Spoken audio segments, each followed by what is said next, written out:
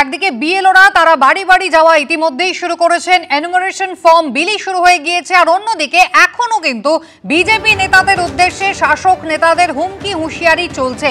ফের বিজেপি নেতাদের গাছে বেঁধে রাখার হুঁশিয়ারি দিয়েছেন তৃণমূল নেতা। এই নিয়ে দ্বিতীয়বার হুঙ্কার ছাড়লেন হাড়োয়ার তৃণমূল নেতা আব্দুল খালেক মোল্লা।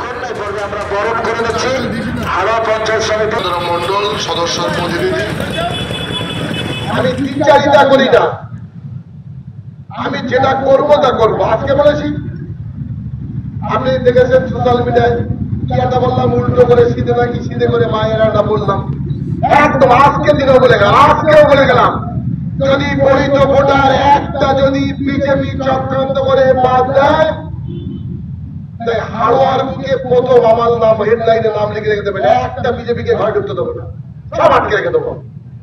আর আমার কাছে দড়ি কেনা আছে, গাছে ভালো করে পেঁচিয়ে পাবলিককে ঘিরে তাকে যতক্ষণ পর্যন্ত বলবো তোর চক্রান্তকারী পাপের নাম ততক্ষণ পর্যন্ত আমি ছাড়বো না।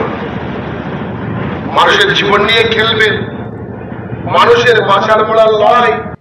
কাউকে ছেড়ে কথা বলবেন না, এমনটাই বলছেন আব্দুল খালেক মোল্লা। তবে এই প্রথম নয়, 2রা অক্টোবর কিন্তু এরই ভিডিও ভাইরাল হয়েছিল, যেখানে রীতিমতো হুমকি দিয়েছিলেন উল্টো করে গাছে ঝুলিয়ে পেটানো হয়।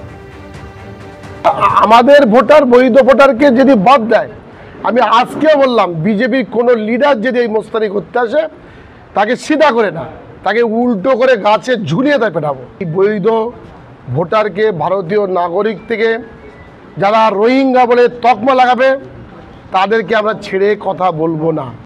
এই প্রথম নয়, বারবার কিন্তু কখনো বিজেপি নেতাদের উদ্দেশ্যে, আবার কখনো বা বিএলওদের উদ্দেশ্যে হুমকি হুঁশিয়ারি কিন্তু চলছে শাসক দলের পক্ষ থেকে। এই নিয়ে দ্বিতীয়বার সরব হয়েছেন হাড়োয়ার তৃণমূল নেতা আব্দুল খালেক মোল্লা। হাড়োয়া পঞ্চায়েত সমিতির সহ সভাপতি এই আব্দুল খালেক মোল্লা, তিনি এবার বলছেন দড়ি কিন্তু কেনাই আছে, জনগণকে দিয়ে গাছের সঙ্গে পিছিয়ে বাঁধবেন।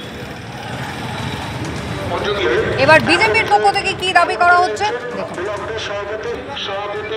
এই খালেক মোল্লা যখন পঞ্চায়েত সভাপতি ছিল, বাংলাদেশ থেকে রোহিঙ্গা এবং মুসলিম এনে পুরো হাড়োয়া বিধানসভা, হাড়োয়া ব্লক জুড়ে বিভিন্ন জায়গায় লক্ষ লক্ষ টাকার বিনিময়ে ভোটার কার্ড, আধার কার্ড, রেশন কার্ড তৈরি করে দেন এবং এখানে অনুপ্রবেশকারীদের একটা গড় তৈরি করে এবং সেই ভোট ব্যাংকের ওপরে তৃণমূল কংগ্রেস যেত।